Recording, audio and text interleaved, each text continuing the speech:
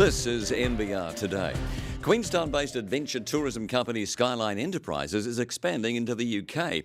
Half of all Queenstown visitors hand over their dollars to take the trip up Skyline Enterprises gondola to admire that iconic view of the Remarkables. That's well over 17 million people so far. It's that combination of operations that Skyline is now exporting around the world in what may turn out to be one of the country's most efficient international business expansion plans. It had already taken that gondola, restaurant and luge package to Singapore, Canada and South Korea, and is now looking at a second Korean operation and a project in South Wales. The city of Swansea has been looking to build a formidable multi-attraction tourist strategy, with Skyline's gondola and luge package a central feature. Domestically, Skyline is planning to spend over $100 million upgrading its gondola, luge and restaurant in Queenstown, and also has a bold plan to build a gondola up the Franz Josef Glacier on the west coast of the South Island. That plan is likely to be seen as a test case for domestic think big tourist projects in the future. Earlier this year, the company hit the $1 billion capitalisation mark. Latest figures show the coalition government's tertiary fees-free policy has failed to attract many industry trainees. In fact, there is no evidence of an upsurge in young people taking up tertiary education at all. Of the 41,700 who did, only 6% were enrolled in industry training organisations. Business New Zealand Chief Executive Kirk Hope is critical of the government's fees-free policy because he says it does not do enough to push vocational training. Mr Hope believes the fast-growing economy is partly responsible for the country's growing skills shortage and says the growth in exports, particularly to China, and domestic expansion have put pressure on the country's skills capacity. We have a bit of a preference for university education being seen as a priority or being seen as above vocational training, and we have had for a while.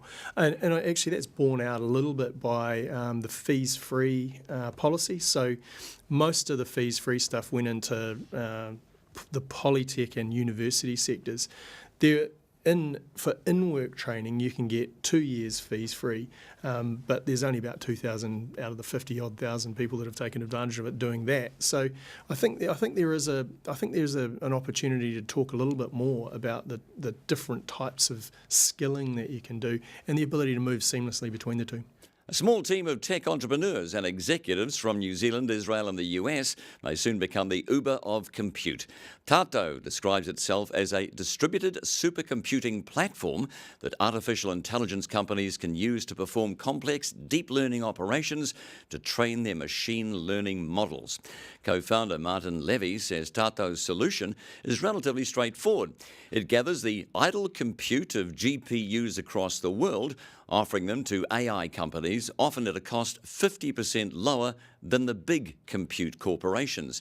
He says the early partnerships it has carved out prove Tatau's pricing and value proposition for both its customers and suppliers is solid, and it has a viable revenue-generating model. He spoke to NBR's Nathan Smith. In the crypto mining industry, in the rendering industry and in the high-performance computing industry, there are existing deployed computers. Some of those computers are being underutilised, either through they're earning subpar economic returns, such as crypto mining assets, or they're not being utilised to their full capacity. We access those GPUs by forming contractual relationships with those companies. We package it up and we make it available to AI companies. Losses are down significantly for AFT Pharmaceuticals in its half-year results, with Australian sales doubling. The New Zealand company, whose main product is the painkiller Maxigesic, reported a loss of $109,000 for the 6 months to September 30, 2018. Now, that's an improvement on the $6.7 million loss in the same period last year. It also reported operating revenue of $38 million. I spoke with Chief Executive Hartley Atkinson on what drove the better performance. It's really improved gross profit from selling more over-the-counter products, which was a key focus to improve our margins, to improve sales of over-the-counter products, but also to keep a tight control of costs as well.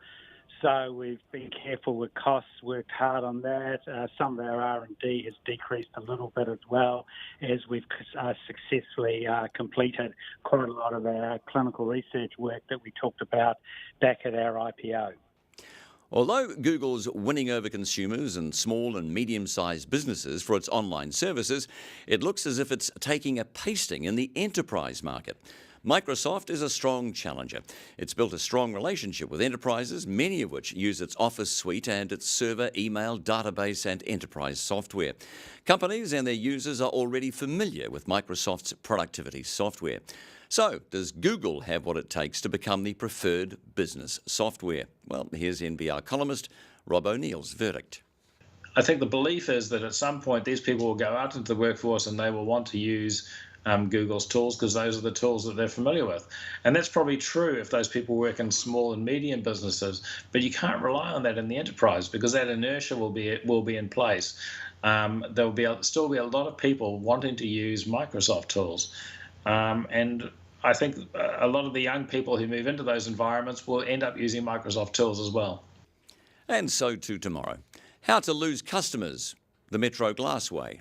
Tim Hunter takes a look at the company's broken glass. For more on that and other stories, head to our website. Have an enjoyable evening. To unlock your 2 free articles a week, head to nbr.co.nz.